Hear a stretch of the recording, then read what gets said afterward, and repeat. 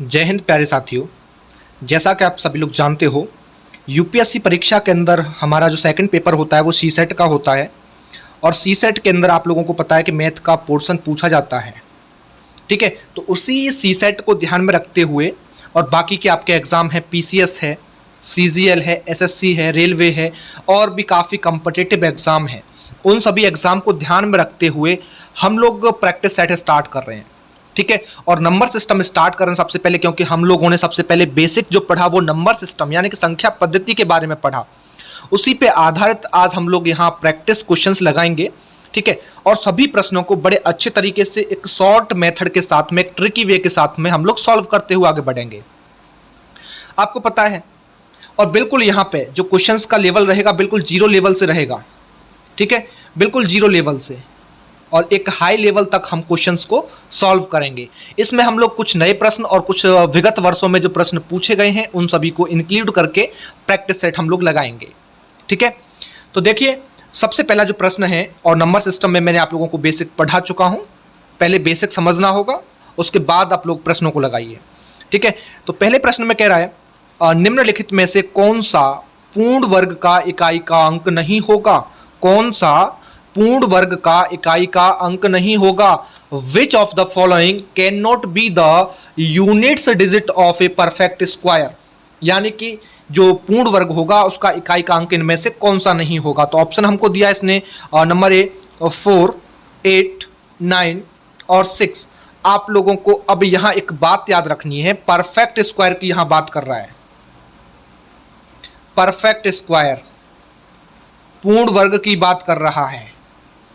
ठीक है, तो आप सभी लोग स्क्वायर जानते हो, सबको पता है कि हमारा 4 भी आ सकता है।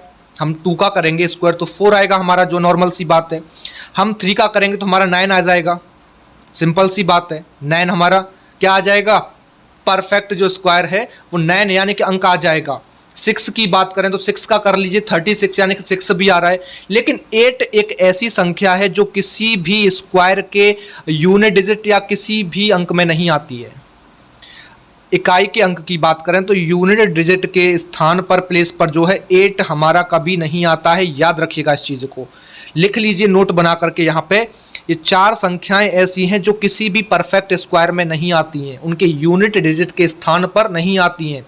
वो कौन कौन सी हैं, एक तो 2 हो गया, एक 3 है, एक 7 है और एक 8 है। ये हमेशा ध्यान रखिए, ये किसी भी पूर्ण वर्ग संख्या के इकाई के अंक नहीं होंगे। ठीक है, तो आपका जो राइट आंसर बनेगा कौन सा बनेगा, ऑप्शन बी 8 इसका राइट आंसर है। ठीक है, सेकंड क्वेश्चन देखिए।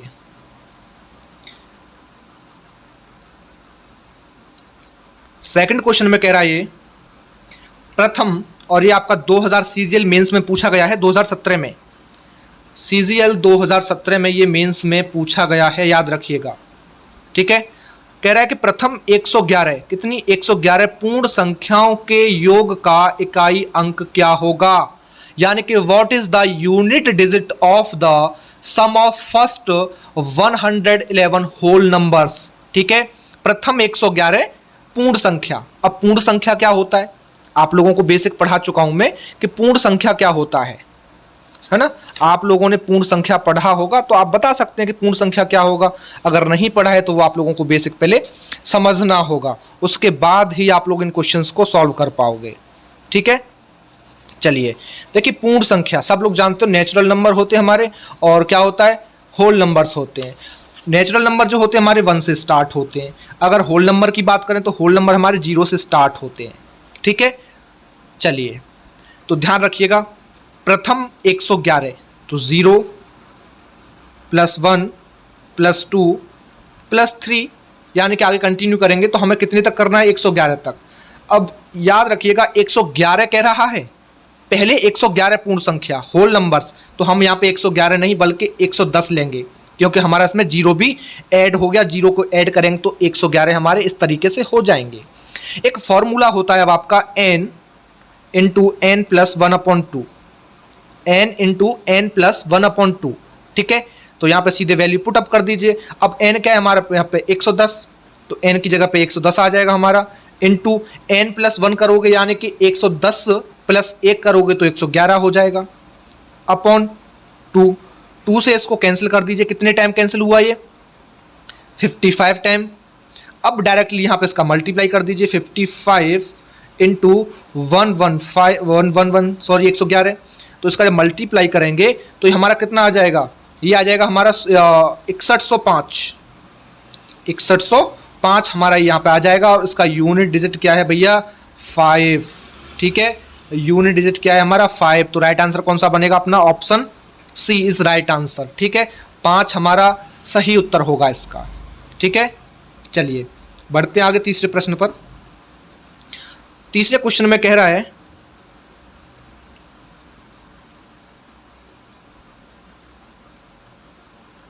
81 गुणा 82 गुणा 83 डॉट डॉट डॉट गुणा 89, यानी कि 81 into 82 into 83 dot dot dot into 89 के गुणनफल का इकाई का अंक क्या होगा, इनके गुणनफल का इकाई का अंक क्या होगा, ठीक है।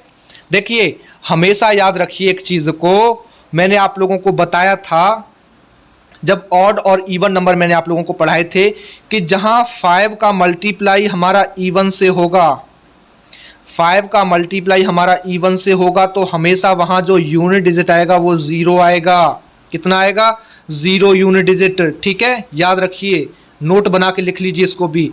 और 5 का मल्टीप्लाई जब ऑड के साथ में होगा तो क्या आएगा, हमेशा 5 आएगा यूनिट डिजिट। कोई भी कितनी बड़ी भी संख्या हो, अगर वहां ऑड आ रहा है हमारा और 5 भी है तो हमेशा यूनिट डिजिट 5 रहेगा। अब यहां पे एक चीज आप लोग नोटिस करिए कि हमारा यहां पे देखिए 1 भी है।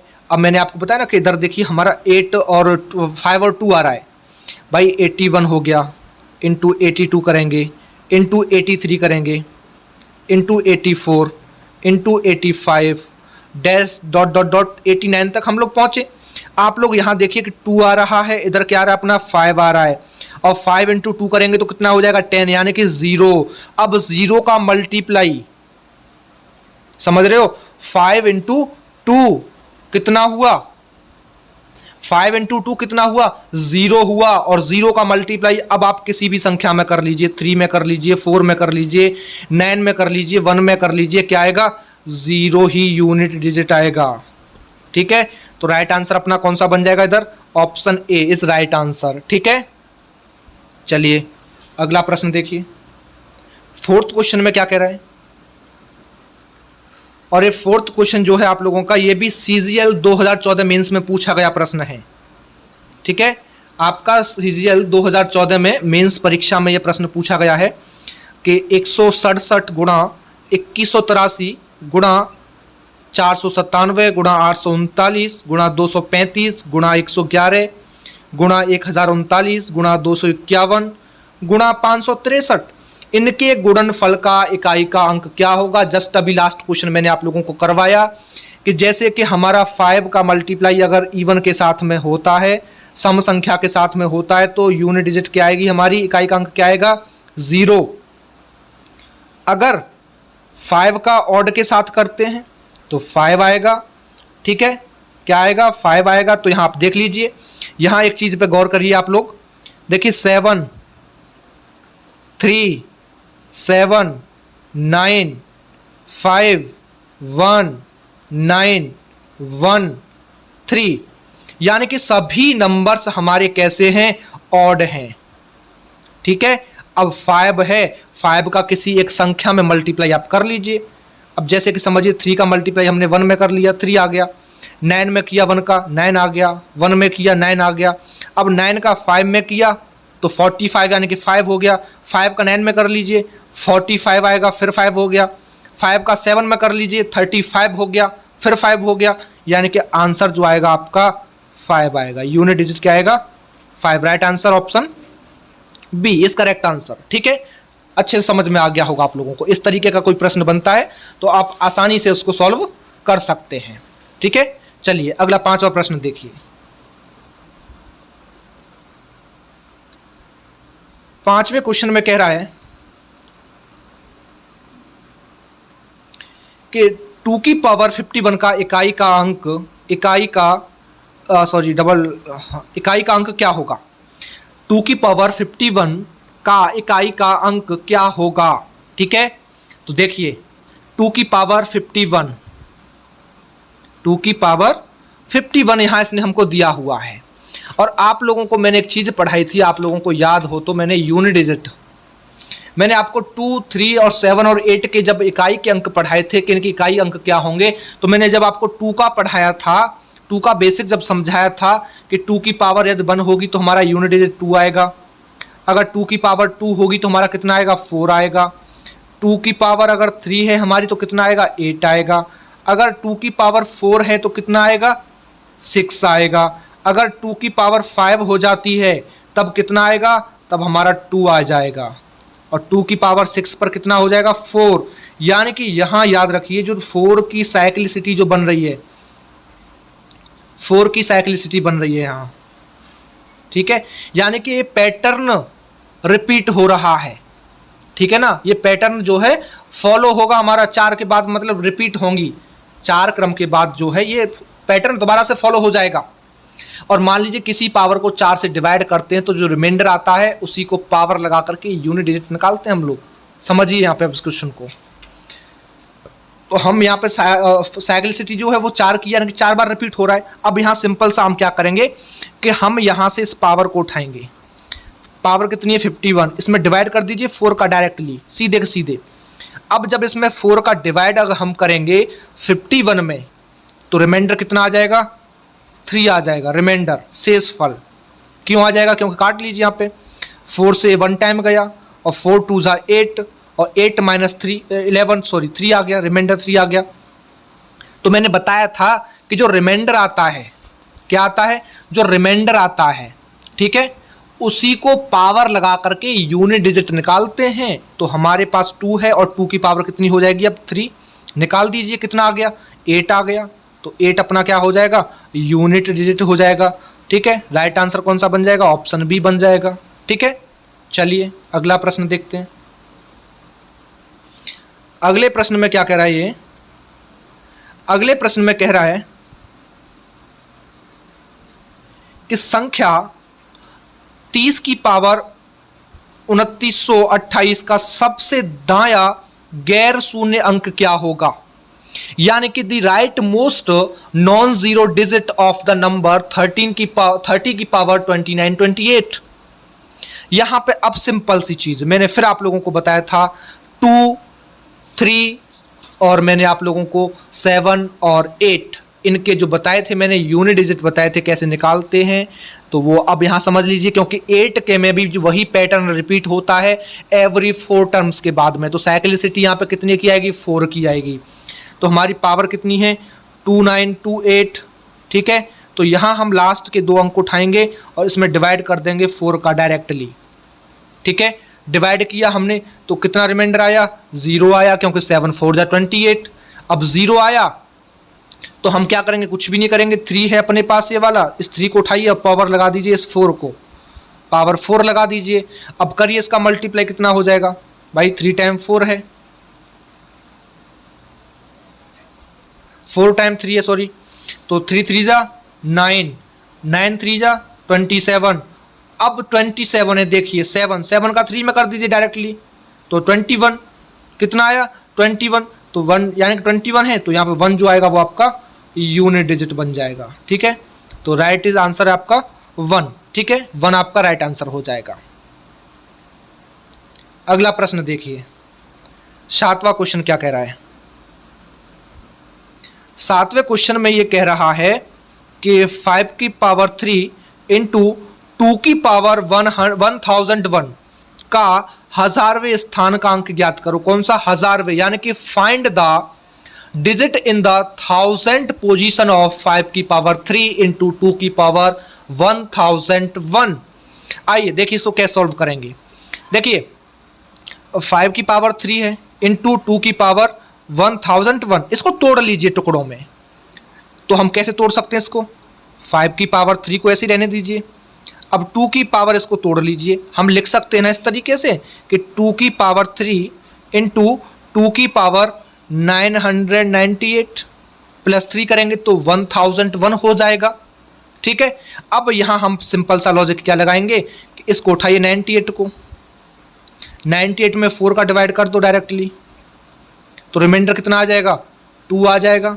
कितना आ जाएगा, 2 आ जाएगा। क्यों आएगा, क्योंकि देख लीजिए करके आप, 4 का यदि हम डिवाइड करते हैं 98 में, तो 4 2 जा 8, 1 इधर बचा, 8 इधर ले आए, तो 4 4 जा 16, 2 अपना रिमाइंडर आ गया। ठीक है, ये रिमाइंडर आ गया अपना 2।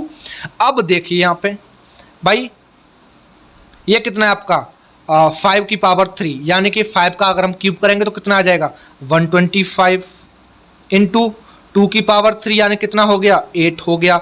मल्टीप्लाई कर दीजिए, 8 5 जा 40, 4 कैरी लग गया, 8 2 जा 16 और 4 20, 0 2 कैरी लग गया अपना, 8 1 जा 8 और 2 10, यानी कि 1000। ठीक है, तो सिंपल सा इसको सॉल्व कर लीजिए यहाँ पे अब जो है, तो ये इसका वैल्यू जो कितना आया 1000 आया।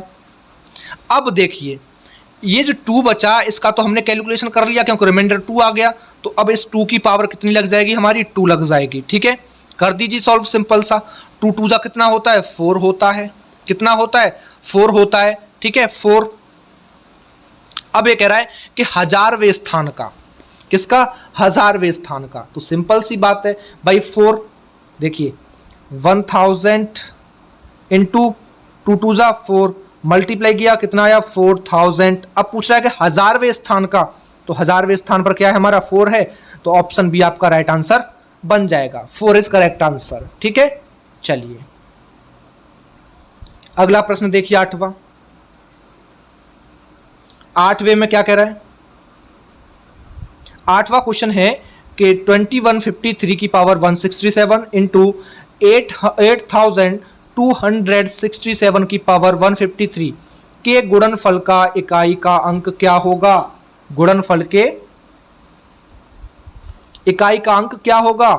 इफ ये कह रहा है हम लोगों से कि इसके इकाई का अंक क्या होगा।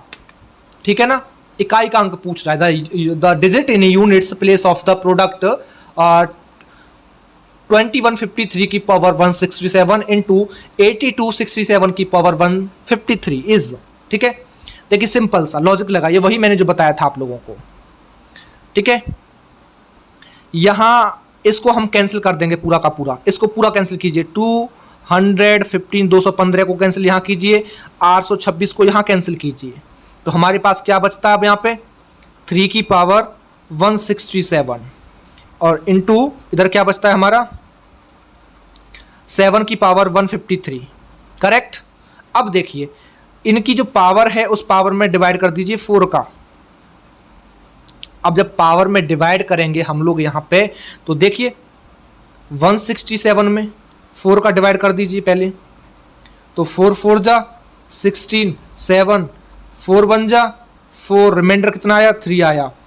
अब 153 में कर दीजिए 4 का डिवाइड, तो 4 3 जा 12, कितना बचा इधर हमारा 3, इधर भी 3 आ गया, तो 4 8 जा 32, कितना 32, कितना आया रिमाइंडर 1 आया, कितना आया 1 आया। ठीक है, रिमाइंडर कितना आया अपना 1 आया। चलिए अब देखिए 3 की पावर इसकी 3 हो जाएगी क्योंकि रिमाइंडर 3 आया है, इधर 1 आया है, तो 7 इंटू 7 की पावर 1। ठीक है, अब 3 का करेंगे हम लोग, तो देखिए 3 3 जा 9, 9 3 जा 27, 27 और 7 का 7। अब 7 7 जा कितना होता है 49, 2 को छोड़िए तो यूनिट डिजिट यानी कि इकाई के स्थान पर क्या आ रहा है अपना 9 आ रहा है, और ऑप्शन डी है अपना 9 इज करेक्ट आंसर। ठीक है, इकाई का अंक पूछ रहा है ना, तो 9, इधर भी अपना ऑप्शन डी है 9 करेक्ट आंसर। ठीक है, चलिए 9वां प्रश्न देखिए। 9वें प्रश्न में ये कह रहा है कि 137 की पावर 13 की होल पावर 47 का इकाई का अंक क्या होगा। 137 की पावर 13 की होल पावर 47 का इकाई का अंक क्या होगा। ठीक है, आप लोगों ने एक फॉर्मूला पढ़ा होगा, 9th क्लास में आता है ये मैथमेटिक्स में, कि a की पावर m की whole power n is equal क्या होता है कि a की पावर m इंटू n। ठीक है, एक फॉर्मूला होता है आप लोगों का कि a की पावर m की whole power n is equal a की power m into n। Simple सा है, लगा दीजिए यहाँ पे। भाई 137 है, ठीक है। अब कर दीजिए भाई 13 गुना 47 हो जाएगा, पावर उसमें मल्टीप्लाई हो जाएंगी। तो अब इनकी जो पावर है 13 47, इसमें 4 का डिवाइड कर दीजिए डायरेक्टली।